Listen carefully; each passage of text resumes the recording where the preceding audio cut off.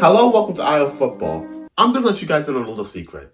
This is seen as the most important time of the year with football content creators because this is the time where football content creators across all social media platforms gather up and make their predictions for the upcoming football season, and in particular for the Premier League. And this year, I will be doing the same. I'm going to tell you my predictions for the 2022-23 season. And if I get time, and if you guys like this video, I will do predictions for every single top 5 league and the championship. So if you like this video, let me know. If you want to see me do predictions for the top 5 leagues plus the championship, let me know in the comments.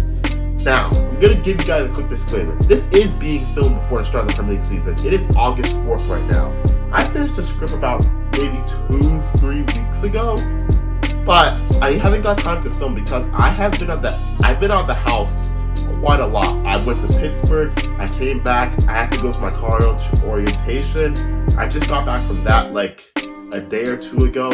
Also squeezing the fact that both my brother and my dad had their birthdays in the past 2 weeks, and that I will be out again from August 9th to August 12th. I don't know when these predictions are going to be uploaded. I'm still keeping the integrity by filming this before the start of the Premier League season. But there's no way, unless I can edit this in one day, which I don't think I can, that this is coming out before the start of the Premier League season. I'm going to try and upload it before the second match week starts. So I'm sorry about that. So yeah, enough of the chitter chatter. Let's just go in, and you guys are going to see my 100% correct 20 out of 20, 100% 2022-2023 Premier League predictions. Okay, let's go. 20th, Brentford. Second season syndrome. To be honest, if it wasn't for Christian Eriksen, I honestly do think Brentford would have slept off their way to Premier League relegation. Brentford has made some decent signings, but I don't think any of them will compensate for a loss of Christian Eriksen and his creativity.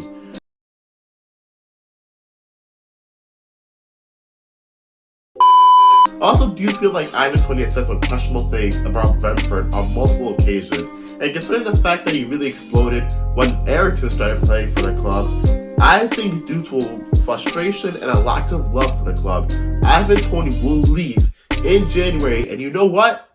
Get a return to Newcastle. With no world-class creativity and your main source of goals leaving in January, I do think Thomas Frank and Brentford are in for a long, hard season at the foot of the Premier League. 19th, Bournemouth. I think Scott Parker is the most overrated manager in the English game right now. He does not have what it takes to be a top-flight manager, but Bournemouth will find that out far too late because of English hype and bias. They'll be persuaded to keep him as manager. Also add to the fact that Bournemouth haven't equipped themselves well for the upcoming Premier League season, and I also think that will play a part in their demise. However, I do think Dominic Solanke will improve from his last outing in the Premier League, getting around 8 to 10 goals this time, and Philip Billing will once again prove why he is this generation's Leroy Fer by performing decently for another relegated side. Bournemouth are going down, and I am so confident that if Bournemouth do the impossible and stay up, I will make a 10-minute appreciation video of AFC Bournemouth. 18th, Everton. I said this on TikTok around the beginning of the year. By the way, guys, if you click the link in the description, you guys can go follow my TikTok, and you just scroll down to where I posted in January or February, I think somewhere around there. You can find that video I'm talking about. But anyways, back to this video. I saw on TikTok around the beginning of the year that Everton have the worst ownership in the Premier League, and I stand by that. Since Farmer's has come in, Everton have only qualified for Europe once, are in crippling debt, and just had their worst season since Wayne Rooney was a teenager on Merseyside. I think this season will end Everton's 69 consecutive year stay in the top flight. You lost your best player. Calvert-Lewin could very well be a one-season wonder. I'm not completely convinced on Frank Lampard, and again, the debt really hampers the means of how you can improve the squad. I think Everton are in for a world of pain this decade, and it's going to start off with relegation to the second tier. 17th, Southampton. There's no logic behind this. You can almost predict Southampton's season before a ball's even kicked. Start poorly in the first 2 months, pick up form, then win damn near every game during the festive fixtures, have flip-flop form for the rest of the winter and slide down the table during the spring after losing almost every game. Rinse and repeat every single year. Joe Aribo and Gavin Bazuna are great signings. Sekou Mara, Roman Lavia, and Armo Bella-Ketchup are ones for the future. But going into this season, James Ward-Prowse is still the key player, and as long as he stays, Southampton should be fine for another Premier League season. 16th, Fulham. Many have been predicting Fulham to go down, and to be fair, I understand why. They and Norwich essentially swap places in the Premier League each year. Fulham have already gotten relegated by spending lots of money on big-name players that didn't pan out, and their manager has already been relegated from the Premier League, as well as been sacked with both Watford and Everton. But I'm going to go the optimistic route. Adding likes of Mana Solomon, Andreas Pereira, Ja Paulinho, and Kevin Mbawu to a Fulham squad already boasting like of Alexander Mitrovic, Harry Wilson, and Anthony Robson, and I feel as if this is the best possible squad that Fulham could have brought to the Premier League. The key to survival is utilizing Alexander Mitrovic, and I don't know why Scott Parker a couple seasons back thought that he could survive while leaving Mitrovic on the bench, but long story short, it didn't work and they finished 10 or so points from safety. Mitrovic proved in the 18-19 season that he does have the capabilities to score double digits in the Premier League, and now is when the likes of Ryan Babel and a depressed Andre Schiller were his main source of service. Now given the likes of Harry Wilson and Mina Solomon, and I predict that he'll get at least 12 goals this season. And if he doesn't and Fulham go down, I will run around my college campus shirtless with a sign saying subscribe to IO Football. 15th, Leeds. The American Red Bull Revolution has begun, and frankly, I'm excited to see where this goes. Normally when a team just about survives and then sells their two best players immediately the very same summer, I immediately picked them for a drop. But I'm confident in Jesse Marsch and his Leeds squad. Sure, Rafinha and Calvin Phillips are big losses, yes, but in comes the likes of Brendan Aronson and Magnus Christensen from RB Salzburg, Tyler Adams from RB Leipzig, Luis Sinisterra, who did brilliantly in the Conference League for Feyenoord as they reached the final of the Europa Conference League, and Mark Roja from Bayern Munich. All very good pickups. I expect Leeds to survive and be nowhere near the relegation battle this time, but they're also not getting anywhere near the top half either. 14th, Nottingham Forest.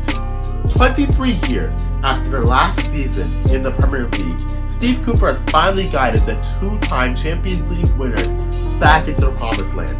There have been upgrades all across the board for Nottingham.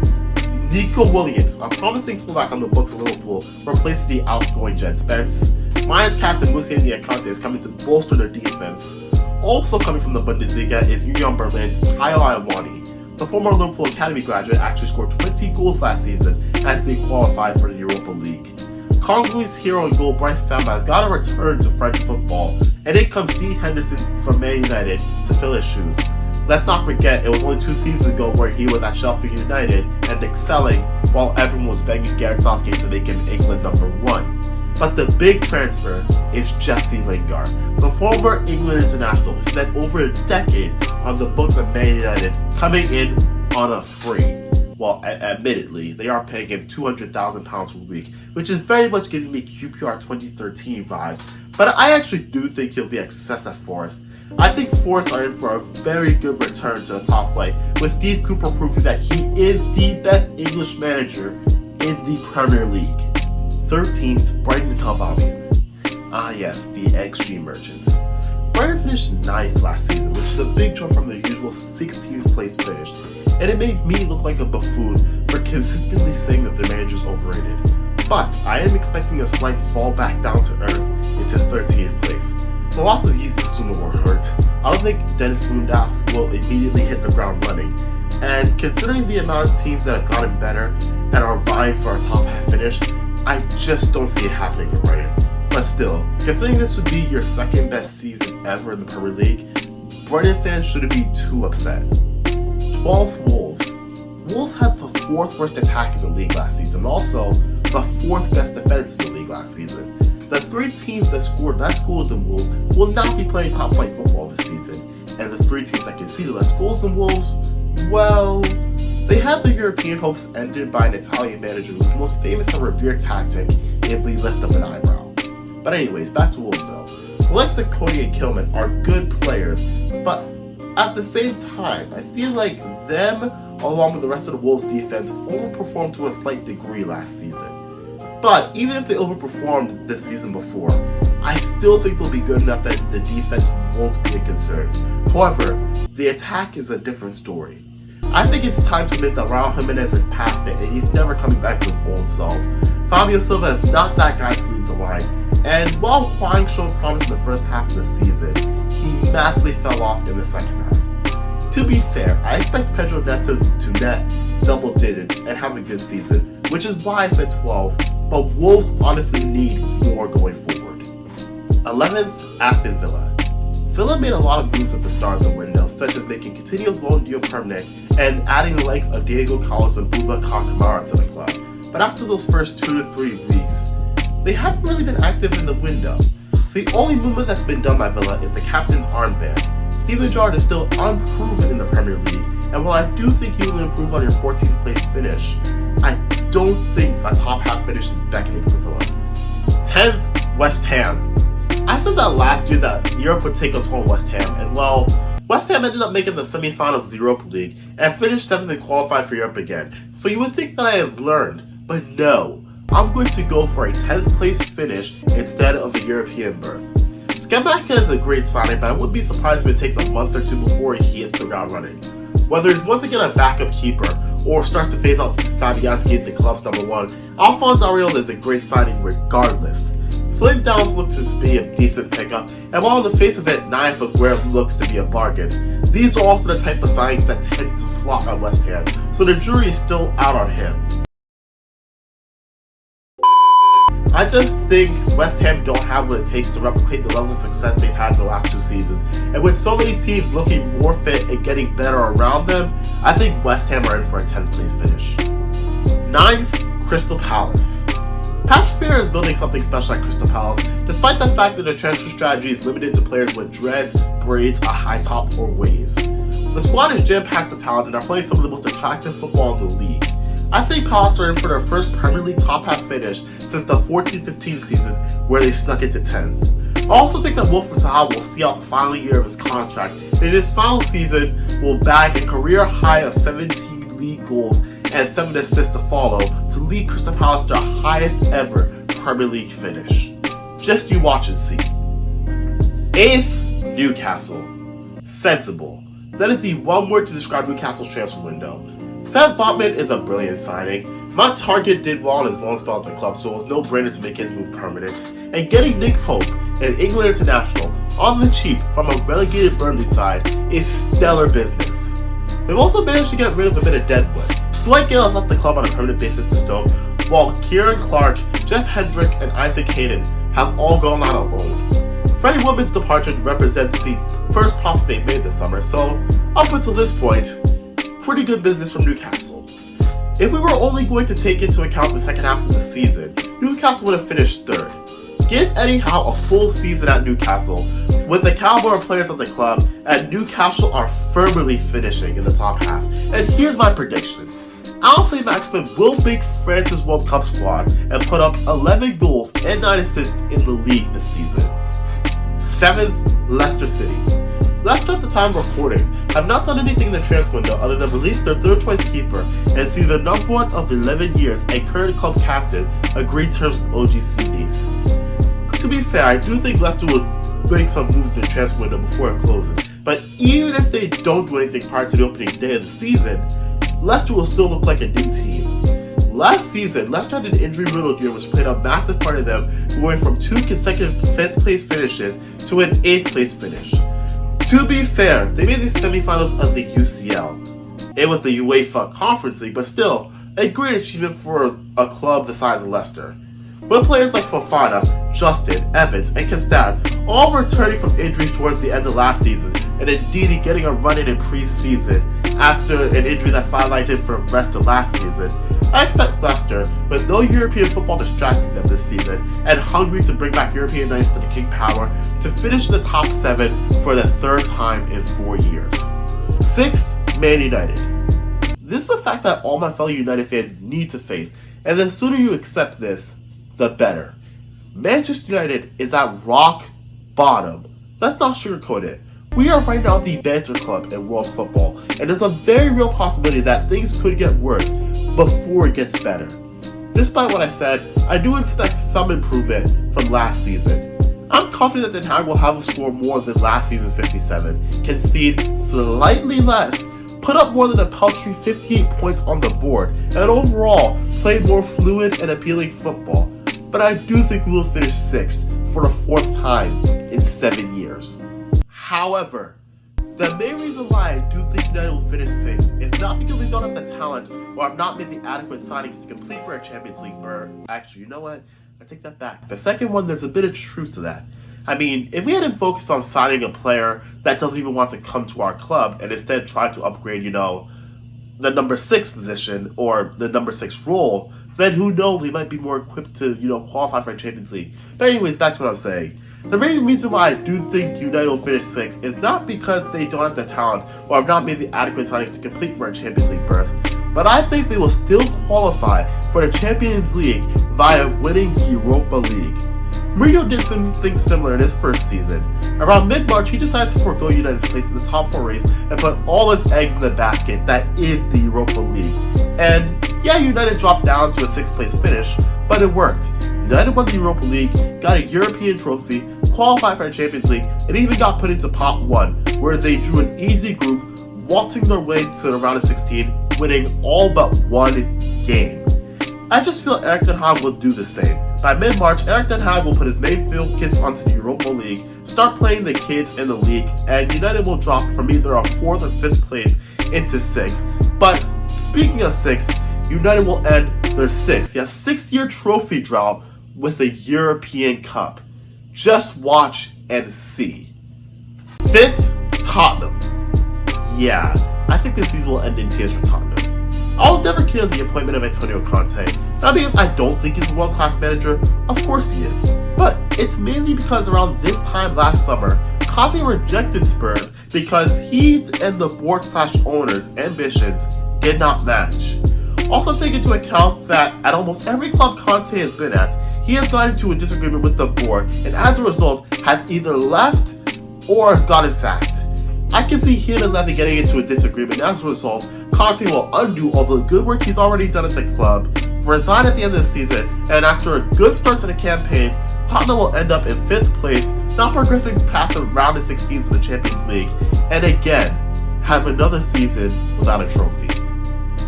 4th, Chelsea. Thomas Tuchel might not want to admit it, but he is a man under pressure right now.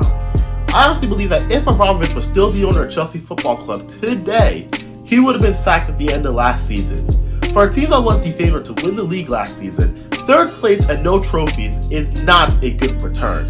Also add to the fact that Tuchel was not willing to make it work with Lukaku, the guy that was the youngest player to ever hit 100 Premier League goals, score wherever he was at in his career, and even that heavily criticized Man United spell, he still had a 42 goals in 96 appearances, which to be fair is almost a 1-2 scoring ratio. The fact that he was still willing to send him out on loan for a loss of 90 million and has just now recently complained about the striking options he has will firmly be on the mind of Todd Bowley.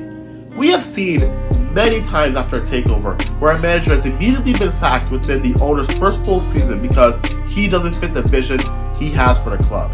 Tuchel has to prove that he is that guy, and in all honesty, I don't think he will. Add to the fact that they have lost a lot of key players, mostly to Barcelona, can see a few more walking out, mostly to Barcelona, and all the signings they have made are good. They still have had a lot of players reject them, mostly in favor of Barcelona. I think Chelsea are in for a bit of a rough season, but they can still qualify for the Champions League with the squad that they have. 3rd, Arsenal.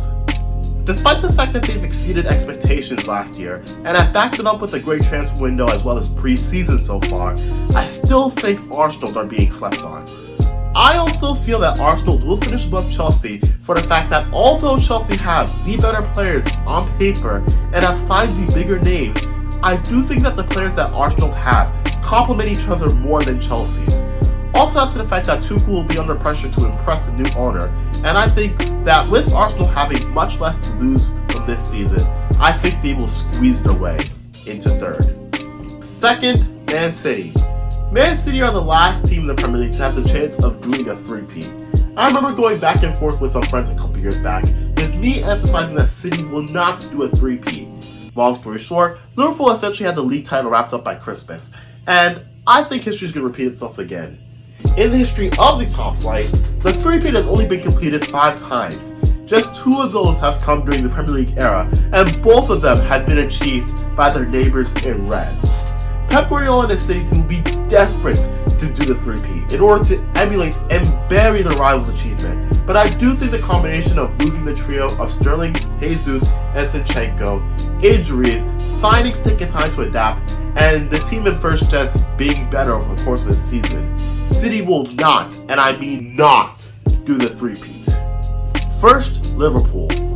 Under Klopp, when Liverpool have a disappointing season, they usually come into the next season guns blazing, with the only thing being able to stop them being themselves.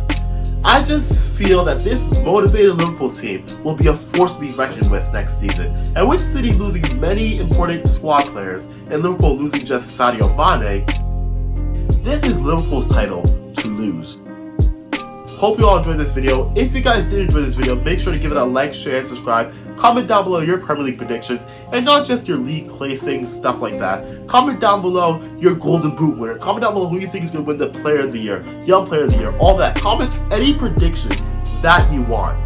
Again, I'm sorry that this is going to be coming out a bit late, but still, I hope you guys still enjoyed this video. And yeah, guys, that's all for me for today. Peace!